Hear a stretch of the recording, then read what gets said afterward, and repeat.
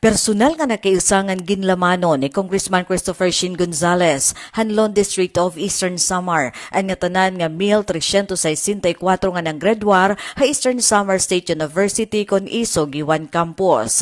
Ininhagin dumara nga 49 commencement exercises kasangkelop nga adlaw.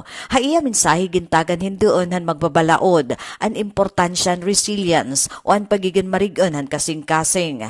Sumalakan Gonzales ang pagtapusan mga estudyante hindi rila simbolohin akademiko nga kalangpusan, kundi usa nga tigaman han ira paningkamot habot nga ang mga kakurian nga sakripisyo.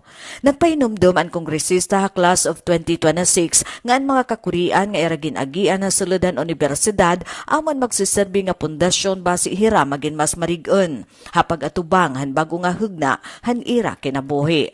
Hingyap gihapon niya ha mga bago nga nagtapos nga gamiton ang ira kinaadman diri la para ha personal nga hingyap, kundi para gihapon ha pamilya kumubala sa mga sakripisyo han ira mga kag-anak, para ha komunidad basi maging kaparte hadton pagbago ha lokal nga level ngan para ha Eastern Samar agud maging mas mainuswagon ang kabubuwasan han bugos nga probinsya.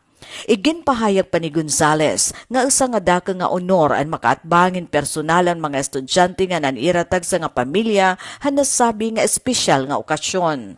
Nagtapos ang iya mensahe madasigan nga pag-aghat ngan paglamano ha mga bag-o nga paglaom man probinsya. Para Habagong Pilipinas, Daisy Lalosa Bilizar, Radyo Pilipinas, Radyo Publiko, Borongan.